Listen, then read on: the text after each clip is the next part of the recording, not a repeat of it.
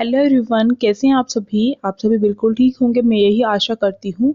और आज हम करेंगे क्लास 12th की जो हमारा ज्योग्राफी है उसका हमारा जो प्रैक्टिस पेपर कहो या फिर सैम्पल पेपर कहो। कल आप सभी का एग्जाम है तो उससे पहले रिक्वेस्ट आ रही थी मेरे पास कि ज्योग्राफी के लिए भी एक प्रैक्टिस पेपर या फिर सैम्पल पेपर डाल दिया जाए। तो देखिए, यहाँ पर आपको एक काम करना है, साथ साथ में आंसर देते हुए चलने हैं जिससे कि आप सभी की तैयारी हो जाए और आप सभी को पता चल जाए कि आप कितने पानी में हैं। यानी कि जितने आपके क्वेश्चन ठीक होंगे उसके अकॉर्डिंग आपको पता चल जाएगा। तो ये आपका प्रैक्टिस पेपर कहा जा सकता है, टेस्ट कहा जा सकता है आपके एग्जाम से पहले। और आप सभी का मैं स्वागत करती हूँ अपने यूट्यूब चैनल यूनिक क्लासेस में।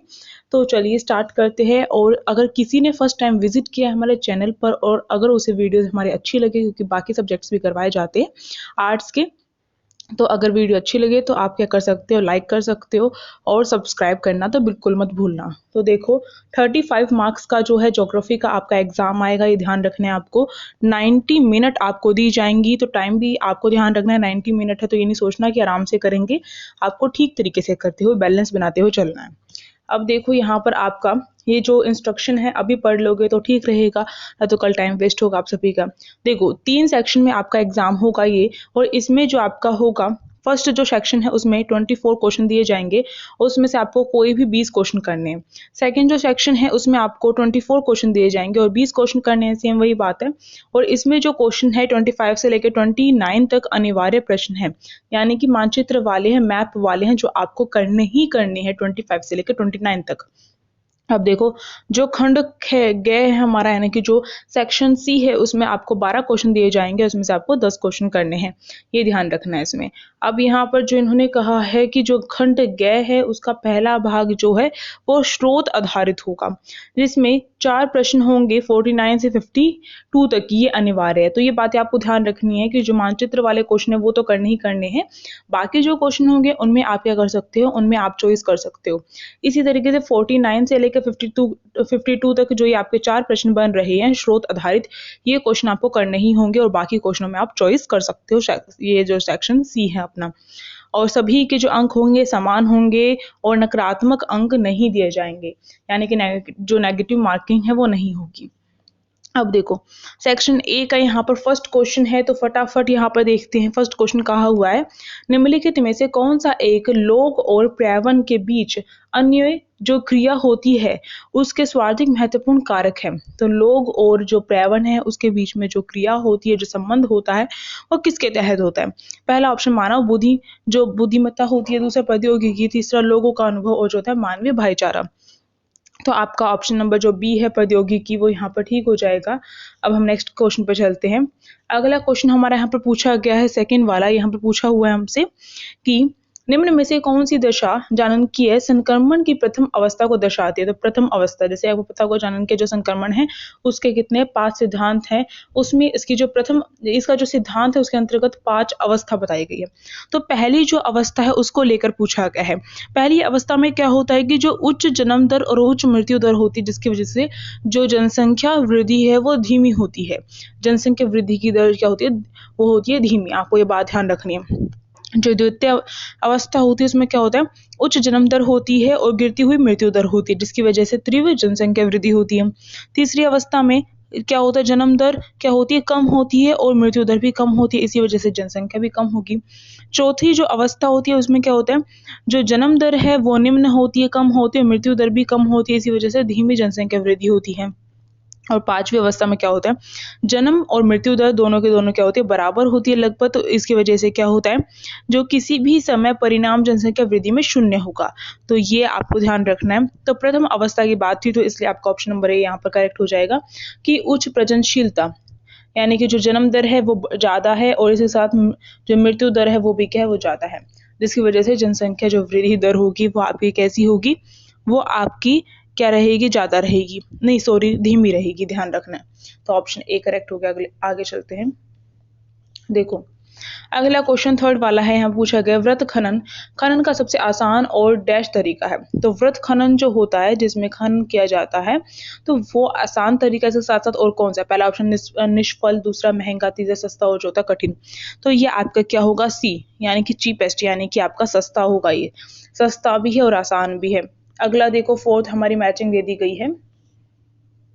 तो यहाँ पर देखो फोर्थ में मैचिंग में हमसे पूछा गया है कि जो आय उपागम है, तो आय उपागम जो है उससे आपका फोर्थ वाला हो जाएगा। मानव विकास को आय के साथ जोड़ना ही आय उपागम होता है। कल्याण उपागम जो ये जो कल्याण उपागम है ये आपका क्या होगा, इसका आपका थर्ड हो जाएगा। यानी कि सरकार द्वारा मानव कल्याण के पर अगर व्यय किया जाता है, मानव कल्याण के लिए व्यय किया जाता है तो कल्याण उपागम के अंतर्गत आएगा। आधारभूत आवश्यकता उपागम जो है आपका सेकंड में आ जाएगा। ये जो आपका सेकंड दे रखा है न्यूनतम आवश्यकताओं की व्यवस्था। और क्षमता उपागम जो है आपका, ये किसने दे रखा है, अमर्त्य सेन ने दिया है, आपको ध्यान रखना है। तो इसका ये फर्स्ट वाला हो जाएगा, संसाधनों तक पहुंच के लिए क्षमता का निर्माण। तो इसके तहत आपका ऑप्शन नंबर ए जो है यहाँ पर करेक्ट हो जाएगा। आगे चलो, अगला क्वेश्चन हम सभी के सामने है। पूछा गया है निम्न में से किस अवधि को भारत में जनसंख्या विस्फोट की अवधि के नाम से भी जाना जाता है। जनसंख्या विस्फोट की अवधि, तो इसका आपका ऑप्शन नंबर ए 1951 से लेकर 1981 तक जो जनसंख्या विस्फोट की अवधि माना जाता है, तो ये ध्यान रखना वो भी भारत में। अगला क्वेश्चन हम सभी के सामने है सिक्स्थ वाला। क्या पूछा गया, इसमें पूछा गया हमसे कि निम्न में से किसका नगरीय स्कूल में समावेश होता है। तो पहला दे रखा है एक नगर व उसका संलग्न नगरीय बहिर्वृत्त, दूसरा बहिर्वृत्त के सहित अथवा रहित दो या अधिक संस्पर्शी नगर, और तीसरा है एक अथवा अधिक संलग्न नगरों के बहिर्वृत्त से युक्त एक संस्पर्शी प्रसार नगर का निर्माण। तो ये सारे के सारे आपके होते हैं, तो इसलिए ऑप्शन नंबर जो डी है आपका करेक्ट हो जाएगा, उपरोक्त सभी। अगला क्वेश्चन देखो, अगला है हम सभी के सामने सेवंथ वाला। पूछा गया है इसमें हमसे केंद्र सरकार द्वारा प्रवर्तित जल संभर विकास परियोजना जिसका उद्देश्य ग्रामीण जनसंख्या को पीने की सिंचाई, मत्स्य पालन और नव रोपण के लिए जल संरक्षण योग्य बनाना है। तो कौन से राज्य में ऐसे हुआ था, तो ये जो है ये आपका जो जल संभर विकास परियोजना जो है हरियाली के लिए की गई थी। तो ये आपका जो ए है ये ठीक हो जाएगा, हरियाली इसका ठीक है। आगे देखो, अगला 8th क्वेश्चन सभी के सामने, मानव भूगोल में कौन सा उपागम, यहाँ पर उपागम के बारे में पूछा गया है जो कंप्यूटर परिष्कृत जो सांख्यिकीय विधियों के प्रयोग के लिए विशिष्ट है। तो कंप्यूटर बेस्ड जो होता है, तो यहाँ पर हमारा जो ऑप्शन नंबर कौन सा ठीक होगा, इसका ऑप्शन नंबर डी, यानी कि स्थानिक जो संगठन है वो इसका ऑप्शन ठीक होगा। ये उपागम है जिसके तहत ऐसा होता है। अगला क्वेश्चन देखते हैं, अगला 9th वाला है हमारा। 9th वाले में हमसे पूछा हुआ है यहाँ पर कि निम्न में से कौन सी वाणिज्य पशुधन पालन की मुख्य विशेषता नहीं है। तो पूरा क्वेश्चन अच्छे से पढ़ना है तभी आप आंसर अटेम्प्ट कर सकते हो। वाणिज्यिक पशुधन पालन की विशेषता नहीं है, ये पूछा गया है। तो पहला दे रखा व्यवस्थित एवं पूंजी प्रधान होती है, तो ये बात ठीक है। जो वाणिज्य मतलब व्यापार होता है, तो वाणिज्य पशुधन पालन में व्यवस्थित एवं पूंजी प्रधान होती है, तो ठीक है हमारा। अगला देखो, ये स्थायी फर्मों में पर होती है, भी ठीक है। और इसमें इन्होंने कहा है कि विशिष्ट गतिविधि है, केवल एक ही प्रकार के पशु पाले जाते हैं, ये भी आपका ठीक है। बट आपका ये जो फोर्थ वाला है ऑप्शन, यानी कि पशुधन के साथ साथ खेती भी की जाती है, ऐसा नहीं होता है वाणिज्य पशुधन पालन में, तो इसलिए आपका ऑप्शन नंबर जो डी होगा वो करेक्ट हो जाएगा। आगे चलते हैं, अगले क्वेश्चन में हमसे पूछा गया है कि एक अशिक्षित बच्चा डॉक्टर बनने का विकल्प नहीं चुन सकता, निम्न में से किस कारण से उसका विकल्प जो है सीमित हो गया है। तो पहली बात, वो अशिक्षित है, तो इसी वजह से यानी कि उसके पास शिक्षा का अभाव है, तो इसलिए लैक ऑफ एजुकेशन, इस वजह से वो क्या डॉक्टर नहीं बन सकता, तो इसी चीज का उसका अभाव है। यही विकल्प जो है उसे सीमित करता है कि वो क्या डॉक्टर नहीं बन सकता, तो ए ऑप्शन आपका करेक्ट हो जाएगा। आगे देखते हैं, अगला क्वेश्चन पूछा गया हमसे यहाँ पर, भारत में जो जनगणना हुई थी आपके 2011 में, उसके अनुसार पूछा गया है कि जनसंख्या में किशोरों का कितना प्रतिशत भाग था उस जनसंख्या में। तो वो 20.9% था, ध्यान रखना है। तो सी ऑप्शन आपका करेक्ट हो जाएगा यहाँ पर। अब जो है नेक्स्ट क्वेश्चन यहाँ पर 12th वाला है, इसमें पूछा गया है आपका, इसमें पूछा गया निम्न में से कौन सा प्रवास का सामाजिक परिणाम है। तो प्रवास का सामाजिक परिणाम कौन सा होगा, प्रवास का सामाजिक जो परिणाम है आपका ऑप्शन नंबर बी, यानी कि विविध संस्कृतियों के लोगों का आपस में मिलान। तो ये आपका क्या होगा, ये करेक्ट होगा इसमें ऑप्शन नंबर बी। अलग अलग जो संस्कृति के लोग हैं जब वो आपस में मिलते हैं तो वो प्रवास का सामाजिक परिणाम होता है। प्रवास यानी कि एक स्थान से दूसरे स्थान पर जाना, तो जब अलग अलग लोग ज्यादा संस्कृति में मिलेंगे तो इसकी वजह से क्या होगा, प्रवास का सामाजिक परिणाम निकल कर आएगा। आगे चलिए, अगला क्वेश्चन आपका 13 है, इसमें पूछा गया है पन्ना नगला डानी निम्न में से किसका उदाहरण है। तो ये किसका उदाहरण है, ये आपका जो पल्ली बस्तियां होती है उसका उदाहरण होता है, तो ऑप्शन ए करेक्ट हो गया। आगे देखिए, 14 वाला यहाँ पर मिलान करने के लिए हमें दे रखा है। इसमें हमसे पूछा गया है कि कौन सा यहाँ पर जो है सुम्मिलित नहीं है, मिलान करके इन्होंने दे रखा है पहले से, और ये पूछा गया है इसमें से कौन सा सही मिलान नहीं है। तो देखो चेक करेंगे फिर बताएंगे। सामाजिक भूगोल में इन्होंने कहा है लिंग भूगोल, सही बैठ रहा है, ठीक है, टिक कर दिया। आर्थिक भूगोल में विपणन भूगोल, ये भी ठीक है, मार्केटिंग ज्योग्राफी। अगर देखो आवास भूगोल में इन्होंने कहा है कि जो अर्बन और रूरल जो प्लानिंग होती है वो आ जाती है, यानी कि नगर और ग्रामीण योजना भी ठीक है आपका। बट राजनीतिक भूगोल में इन्होंने कहा है अंतर्राष्ट्रीय व्यापार का भूगोल, तो ये कट हो जाएगा आपका। आगे देखिए अगला क्वेश्चन क्या है। अगला हमसे पूछा गया निम्नलिखित में से कौन सा जनजातीय समूह भारत में हिमालय के पर्वतीय क्षेत्र में ऋतु प्रवाह से संबंधित है। तो कौन सा है ऐसा ऋतु प्रवाह से संबंधित। तो यहाँ पर आपका जो ऑप्शन पहला दे रखा है बिल, दूसरा बकरवाल, तीसरा संथाल और चौथा यहाँ पर गोंड। तो बताइए कौन सा आपका ऑप्शन नंबर करेक्ट होगा। इसका आपका ऑप्शन नंबर जो बी है यानी कि बकरवाल आपका करेक्ट होगा। अगला क्वेश्चन देखो। अगले क्वेश्चन में पूछा गया निम्न में से कौन सी विशेषता उच्च मानव विकास वाले देशों से संबंधित नहीं है। तो उच्च मानव विकास वाले देशों से संबंधित यानी जो उच्च मानव विकास वाले जो देश होते हैं उसकी विशेषताओं में से कौन सी यहाँ पर विशेषता नहीं दे रखी है वो पूछा गया। पहला यहाँ पर अनेक देश पूर्व साम्राज्य शक्तियां रही हैं, तो ये बात ठीक है। जो उच्च मानव विकास वाले जितने भी देश हैं उनके ज्यादातर देश क्या है साम्राज्य, यानी कि साम्राज्यवाद का जो विकास हो रहा था उस टाइम पर साम्राज्य जो शक्तियां हैं वो बनकर रहे थे। और दूसरा यहाँ पर इसमें टिक कर देते पीछे एक साइड। अगला देखो अगला है इन देशों में अधिक विविधता पाई जाती है, ये भी ठीक है। अगला देखो अधिकतर देश जो यहाँ पर आपका विविधता पाई जाती है, नहीं विविधता नहीं पाई जाती है, ऐसा नहीं होता, तो ये कट हो जाएगा और यही आपका बी ऑप्शन करेक्ट हो जाएगा। क्योंकि सी देखो अधिकतर देश यूरोप में अवस्थित है, ये भी ठीक है। ये देश औद्योगिकृत पश्चिमी विश्व का प्रतिनिधित्व करते हैं, ये भी ठीक है। तो इसलिए आपका बी वाला ऑप्शन इनकरेक्ट दे रखा था और वही पूछा गया था कौन सा इनकरेक्ट है, तो ये हमारा बी वाला ऑप्शन यहाँ पर करेक्ट हो जाएगा। आगे देखते हैं।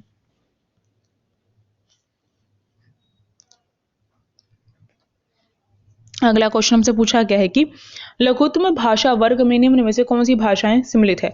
तो लघुत्तम भाषा वर्ग में आपका बोडो और संस्कृत जो है वो भाषा सम्मिलित है, तो आपको ध्यान रखना है। अब चलिए आगे हमारा आ गया है अगला प्रश्न। इसमें पूछा गया है हमसे सॉरी अगला है निम्न में से कौन सा मानव भूगोल का क्षेत्र नहीं है। तो मानव भूगोल का क्षेत्र नहीं है, ये पूछा गया हमसे। तो पहले यहाँ पर आवास भूगोल, दूसरा है जनसंख्या भूगोल, तीसरा नगरीय भूगोल और चौथा यहाँ पर समुद्र विज्ञान। तो मानव भूगोल का क्षेत्र नहीं है ये हमसे पूछा गया, तो समुद्र विज्ञान जो होता है मानव भूगोल का क्षेत्र नहीं होता, तो डी ऑप्शन करेक्ट हो जाएगा। 19 देखते हैं। तो 19 देखो इसमें पूछ रखा है राजस्थान और महाराष्ट्र में अधिक दोहन के कारण, दोहन का मतलब शोषण, अधिक दोहन के कारण भूमजल में क्या बढ़ गया है।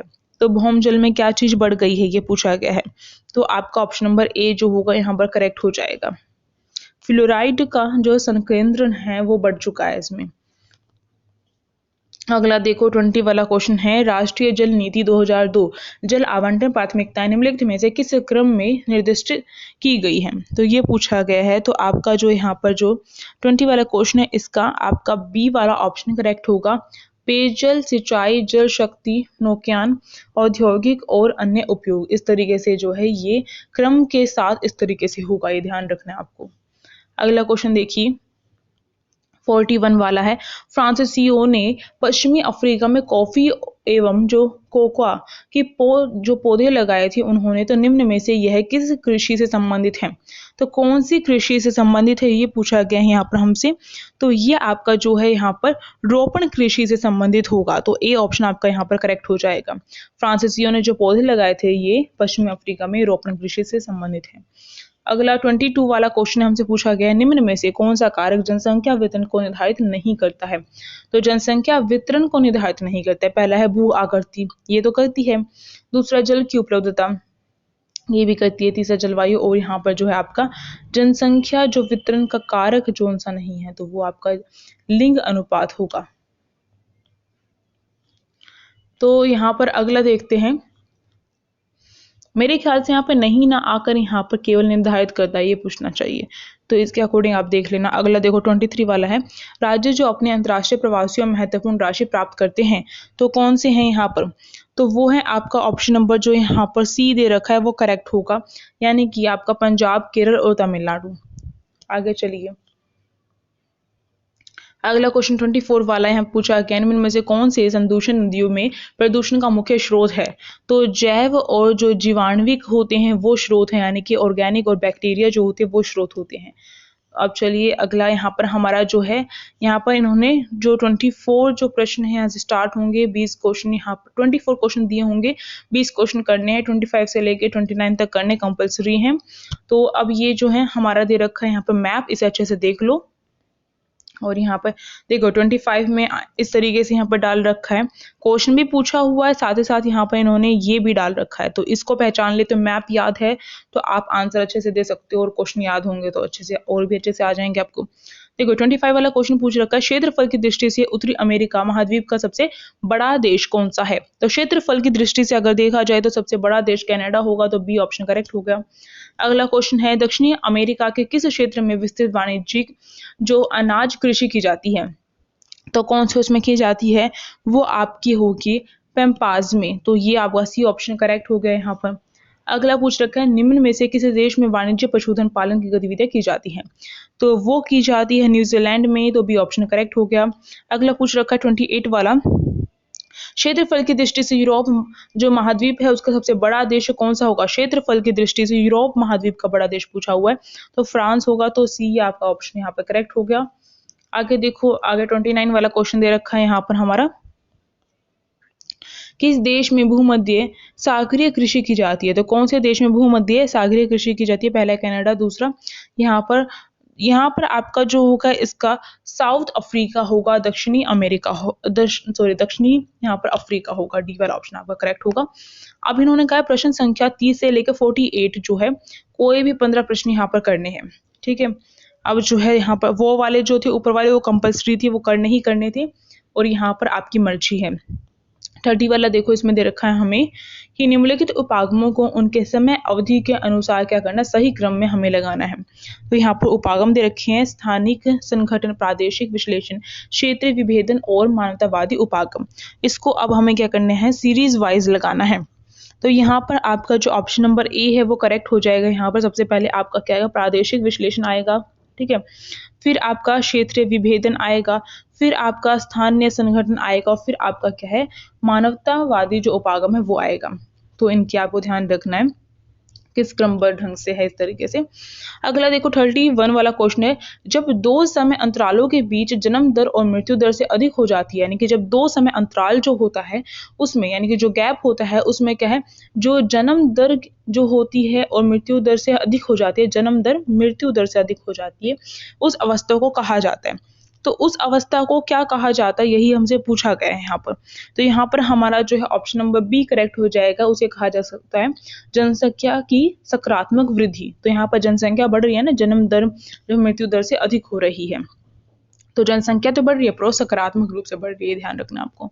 अगला देखो 32 वाला क्वेश्चन है, यहाँ पर इन्होंने हमें जो है दो ऑप्शन दिए हैं, यहाँ पे दो हमें जो कथन है वो दिए हैं, हमें बताना है कौन सा कथन सही है कौन सा गलत है, या फिर ये कथन उसकी व्याख्या कर रहे हैं नहीं, इस तरीके से।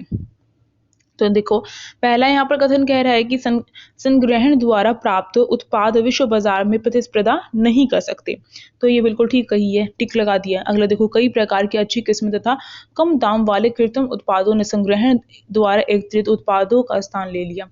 तो ये भी ठीक है, तो इसलिए ये इसकी व्याख्या भी सही तरीके से कर रहा है, तो आपका ऑप्शन नंबर जो बी होगा वो करेक्ट हो जाएगा, क्योंकि यहाँ पर ऊपर भी संग्रहण वाली बात बताई गई है कि वो विश्व बाजार में प्रतिस्पर्धा नहीं कर सकते हैं, और इसका रीजन बताते हुए इन्होंने नीचे कहा है कि क्योंकि अच्छी किस्म की जो और कम दाम वाले जो कृत्रिम जो उत्पाद हैं वो आ चुके हैं, इस वजह से जो है संग्रहण क्या है अब एकत्रित उत्पाद का स्थान नहीं ले पा रहा है। आगे देखो, आगे क्वेश्चन हमारा मैचिंग दी गई है, तो मैचिंग जो है इसमें हमारा जो ऑप्शन नंबर कौन सा करेक्ट होगा वो देखना होगा हमें। तो देखो आय उपागम जो होता है वो आपका ये थर्ड वाला सबसे पुराना उपागम है, आय उपागम, ध्यान रखना। कल्याण उपागम जो है वो लोगों के केवल निष्क्रिय प्राप्त करता होता है। तीसरा जो देखो आधारभूत आवश्यकताओं वाला जो उपागम है वो आपका फर्स्ट हो जाएगा ILO, यानी कि अंतर्राष्ट्रीय श्रम संगठन द्वारा प्रस्तावित है। और फोर्थ क्षमता उपागम जो है, जैसे मैंने बताया था, अमर्त्य सेन के द्वारा किया गया है, तो फर्स्ट ऑप्शन आपका करेक्ट हो जाएगा। अगला देखो 34 वाला क्वेश्चन हमसे यहाँ पूछा गया है यहाँ पर बोल रहा है निम्न में से कौन सी जानकनीय संक्रमण सिद्धांत की अंतिम अवस्था की विशेषता है। तो अंतिम अवस्था, जैसे मैंने बताया था 5 अवस्था होती है इसकी, अब अंतिम वाली 5 वाली अवस्था के बारे में पूछा गया यहाँ पर। तो आपको यहाँ पर ऑप्शन नंबर जो सी है वो करेक्ट हो जाएगा। जनसंख्या विचार पूर्वक परिवार के आकार को नियंत्रित करती है। आगे देखते हैं। देखो 35 वाला क्वेश्चन है, निम्न में से जल किस प्रकार का संसाधन है। तो जल किस प्रकार का संसाधन होता है, यह आपका होता है साइक्लिक रिसोर्स, यानी कि चक्रीय जो संसाधन होता है, इसे हम दोबारा से रीयूज भी कर सकते हैं। आगे देखिए, निम्नलिखित देशों को उनके भारत में आने वाले अप्रवासियों के घटते क्रम के अनुसार जो लगाना है। तो यहाँ पर आपका जो होगा बी ऑप्शन करेक्ट होगा, यानी कि बांग्लादेश पहले, फिर पाकिस्तान और फिर नेपाल। अगला क्वेश्चन यहाँ पर हमसे 37 वाला पूछा गया है, नीचे दिए गए तथ्यों को ध्यान से पढ़िए और वर्षा जल संग्रहण संबंधित सही तथ्यों की पहचान कीजिए। वर्षा जल संग्रहण की विधि यहाँ पर जो बताई हुई है उसके अकॉर्डिंग बताना है। तो पहला दे रखा है वर्षा जल को छतों से इकट्ठा करके नीचे हौज में इकट्ठा करना। तो ये भी एक विधि होती है जिसकी वजह से क्या करते हैं, जल का संग्रहण किया जाता है। दूसरी, भूमिगत जल को प्रयोग में लाना, ये जो है भूमिगत जल जो होता है उसे प्रयोग में लाना। तो यहाँ पर जो है आपका जल जो है संग्रह नहीं किया जा रहा है, इकट्ठा नहीं किया जा रहा, तो ये ऑप्शन आपका कट हो जाएगा। दूर स्थित जो है यहाँ पर दे रखा है इन्होंने, दूर स्थित नदियों के पानी को लाना, तो ये भी नहीं। जब वर्षा जल की बात आ गई तो नदियों से पानी लाना, तो वर्षा तो नहीं हो रही है ना। अब यहाँ पर फालतू जो जल होता है उसके बहाव को क्या करना है, कुएं की तरफ लेके जाना। तो ये करेक्ट होगा, जब वर्षा होती है तो फालतू जल होता है, तो इसलिए हमारा फर्स्ट और फोर्थ करेक्ट है, तो इसके अकॉर्डिंग बी ऑप्शन करेक्ट हो जाएगा। आगे देखो, आगे यहाँ पर हमारा जो है मैचिंग दे दी गई है। अभी इस मैचिंग में आपका जो है देखो, फर्स्ट वाले मसूरी का जो है आपका ऑप्शन नंबर 4 पर्यटन जो नगरज जो है वो कहा जाता है। अब देखो चंडीगढ़, चंडीगढ़ को प्रशासनिक नगर कहा जाता है। जमदेश जो पुर है उसे क्या कहा जाता है, उसे ये औद्योगिक नगर कहा जाता है। विशाखापट्टनम को परिवहन नगर कहा जाता है। इसके अकॉर्डिंग ऑप्शन सी करेक्ट हो जाएगा। आगे चलते हैं। आगे देखो 39 वाला क्वेश्चन है, इसमें आपसे पूछा गया निम्न में कौन सा मानव भूगोल के अध्ययन से सम्मिलित नहीं है। ये पूछा गया है, कौन सा नहीं है यहाँ पर पूछा गया है। तो देखो पहला है भौतिक पर्यावरण का अध्ययन, तो यही नहीं होता, तो इसलिए अपना ये करेक्ट हो जाएगा। अगला क्वेश्चन देखते हैं। मानव विकास मापन के 2 महत्वपूर्ण सूचकांक है। तो मानव विकास मापन के 2 महत्वपूर्ण सूचकांक की बात यहाँ पर पूछी गई है आपका। तो अगर मानव विकास को मापना है तो उसके लिए आपका सबसे पहले तो आपको पता होगा कि आपका HDI इंडेक्स जो होता है इंपॉर्टेंट होता है मानव विकास को मापने के लिए।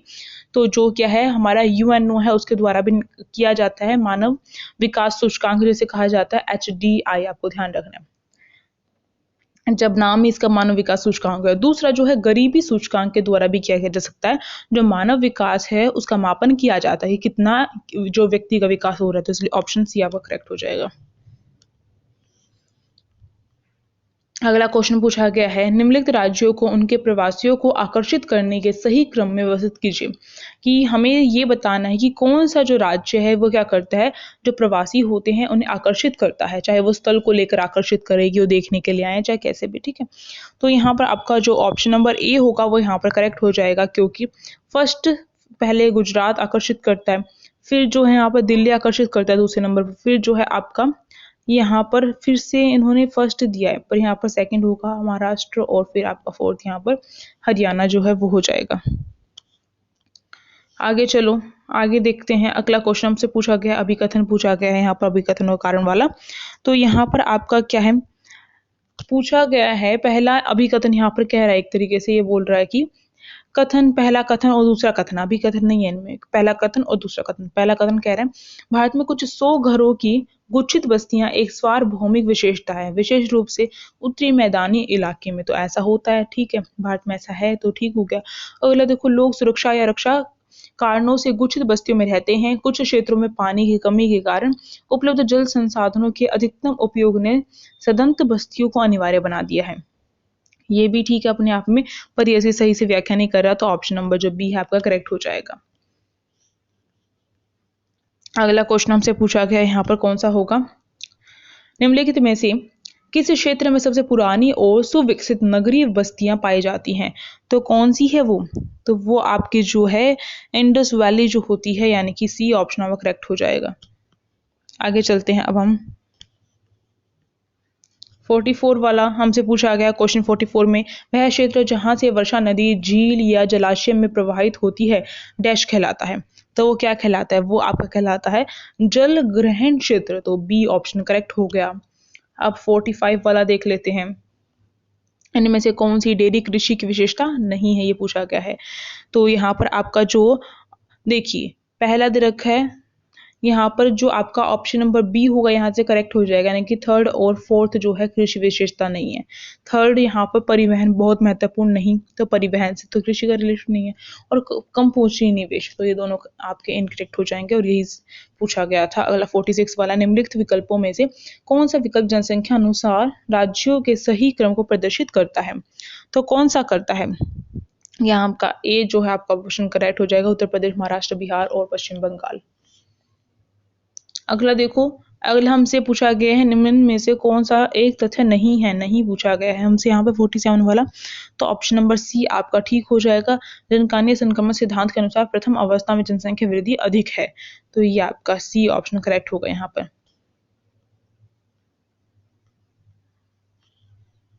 अगला क्वेश्चन यहाँ पर हमसे पूछा गया है 48 वाला कि देश के उत्तरी पश्चिमी, उत्तरी और उत्तर मध्य भागों में पश्चिम से पूर्व तक राज्यों की एक सतत पेटी में दक्षिण राज्यों की अपेक्षा डैश पाई जाती है, अधिक पाई जाती है। तो ये ऑप्शन करेक्ट हो गया। अगला सेक्शन यहाँ पर सी स्टार्ट हो गया है हमारा। तो देखो यहाँ पर इसे आप रीड कर सकते हो, वीडियो पॉज करना और रीड कर लेना। इतना बड़ा रीड करना भी पॉसिबल नहीं होगा, तो फटाफट वीडियो पॉज करो और रीड कर सकते हो आप, ठीक है। देखो 49 वाला हमसे पूछा गया है यहाँ पर क्वेश्चन कि विवृत खनन की प्रक्रिया उन खनिजों के लिए की जाती है जो, तो जो यहाँ पर दे रखा है ये आपका सी ऑप्शन करेक्ट होगा। जो धरातल के पास पाए जाते हैं उनमें की जाती है विवृत खनन की प्रक्रिया। अगला 50 वाला क्वेश्चन है, विकसित अर्थव्यवस्था वाले देश उत्पादन, खनन, प्रसरण एवं शोधन कार्य से पीछे हट रहे हैं क्योंकि, क्यों पीछे हट रहे हैं वो? क्योंकि श्रमिक लागत अधिक है, इसलिए पीछे हट रहे हैं। B option correct. 51 वाला क्वेश्चन देखो, 51 वाला जो क्वेश्चन है तो पूछा गया है खनन की कौन सी विधि जोखिम भरी है? तो खनन की जो कुपी की विधि है वो आपकी क्या है? जोखिम भरी है। ओ आई एम सॉरी, जत आगे शायद पीछे आ गया। 51 किया ना अभी हमने। तो ये आगे हम 52 वाले क्वेश्चन पे अपने 52 वाला क्वेश्चन पूछ रखा है यहाँ पर इन्होंने, भूमिगत खनन विधि में किन कारणों से दुर्घटना का भय रहता है? तो भूमिगत जो खनन की वो होती है विधि, उसमें आपका जो जहरीली गैस होती है उसकी वजह से भी होता है, आग की वजह से भी, बाढ़ की वजह से भी, इसलिए जो आपका डी ऑप्शन है ऑल ऑफ द अबव आपका ऑप्शन करेक्ट हो जाएगा। अब देखो यहाँ पे एक ग्राफ दे रखा है, आप उसे एनालाइज करो और उसके अकॉर्डिंग जो है यहाँ पर आप आंसर दो। यहाँ पर जो ये डार्क ब्लैक में दिखाया गया है, देखो निवास के अंतिम स्थान के अनुसार जो अंतर्राष्ट्रीय प्रवास दर्शाती प्रवास की धारा यहाँ पर एक तरह से पुरुष और स्त्रियों के इस तरह से दिखाया गया, आप देख लो दोनों ग्राफ जो हैं। अब उसके अकॉर्डिंग हमें यहाँ पर आंसर देना है अपना। 53 वाला क्वेश्चन कह रहा है कि कम दूरी के अंत है राज्य प्रवासी में किसका प्रवास अधिक है? तो पहले वाला जो कम प्रवासी था, कम दूरी के अंत में जो अंत है राज्य जो प्रवास था उसमें महिलाओं का अधिकता, जैसे अभी मैंने आपको दिखाया, तो आपका जो है स्त्रियां, बी ऑप्शन आपका ठीक हो जाएगा। अगला 54 वाला पूछ रहा है पुरुषों के ग्रामीण से नगरों की ओर प्रवास का मुख्य कारण क्या है? तो पुरुषों का, क्योंकि पुरुषों को शिक्षित किया जाता है, इसके साथ साथ जो है पुरुषों को शिक्षित तो किया ही जाता है, फीमेल भी होती है, पर मेन कारण क्या होता है? अगर आप खुद भी सोच के देखो, जो पुरुष अभी वर्तमान में जो क्या करते हैं, जो पुरुष होते हैं वो काम को लेकर क्या करते हैं, रोजगार को लेकर अपने जो गाँव होते हैं उन्हें छोड़कर शहरों में जाते हैं, तो इसलिए आपका सी ऑप्शन करेक्ट, रोजगार। अगला क्वेश्चन, प्रवास की कौन सी जो धारा अंतर्राज्यीय प्रवास में सबसे कम प्रवृत्ति दर्शाती है? तो कम प्रवृत्ति दर्शाती है वो कौन सी धारा है? तो यहाँ पर आपका ऑप्शन नंबर जो सी है, यानी कि नगरीय से जो ग्रामीण है वो आपका करेक्ट हो जाएगा। 56 भी यहीं पर देख लेते हैं, 56 क्वेश्चन पूछ रखा है इसमें। अंतर्राज्यीय प्रवास में ग्रामीण से ग्रामीण प्रवास से स्वार्थी प्रवास किसका है? तो वो महिलाओं का दिखाया गया है, तो सी ऑप्शन आपका करेक्ट हो जाएगा। अगला क्वेश्चन यहाँ पर हमारा जो है ये जो विजुअल है उनके लिए दिया गया, जो विजुअल नहीं है। अब जो है यहाँ पर आपका 57 से स्टार्ट होंगे क्वेश्चन। अब इसे अच्छे से देख लो आप एक बारी, जो यहाँ पर ये दिखा रखी है। इसके बाद अपने क्वेश्चन करते हैं। 57 वाला क्वेश्चन है, किस वर्ग के नगर में अधिकतम जनसंख्या है? तो कौन से वर्ग में अधिकतम जनसंख्या है जो ऊपर दिखाया गया है? देखो फिर से, तो अधिकतम जो जनसंख्या कौन से वर्ग में, क्लास 1 में है। तो इसलिए यहाँ पर देखो, यहाँ पर दिखा रखा है 60 से लेकर 45 तक की जनसंख्या, तो अर्बन और उसमें भी, तो इसलिए वर्ग 1 का नगर जो है वो ठीक हो जाएगा। अगर देखो वर्ग 5 नगर की जनसंख्या आकार है, तो कितना दिखाया गया था, वो 5000 से, यहाँ पर ये आपका ऑप्शन नंबर जो सी है वो यहाँ पर करेक्ट हो जाएगा, इतना दिखाया गया था। अगला देखो, भारत में कितने वर्ग द्वितीय नगर हैं? एक मिनट, वर्ग द्वितीय नगर यहाँ पे पूछा गया है। तो वर्ग द्वितीय नगर हैं तो वो आपके 474 हैं, तो इसलिए यहाँ पर बी ऑप्शन करेक्ट हो गया। अगला देखो, कौन से वर्ग के नगर ने सबसे अधिक वृद्धि दर दर्ज की है? तो वृद्धि दर दर्ज की है कौन से नगर के जो हैं उन्होंने, तो क्लास 1 जो टाउन्स हैं उन्होंने किया नहीं कि वर्ग 1 नगर ने किया। इसी के साथ आपका जो ज्योग्राफी का ये प्रैक्टिस पेपर या सैम्पल पेपर कंप्लीट होता है। और अगर आप सभी को अच्छी लगी हो तो लाइक करना, शेयर करना और कमेंट करके जरूर बताना कैसी लगी। हम मिलेंगे जल्द ही अपनी नई क्लास में। Thank you so much.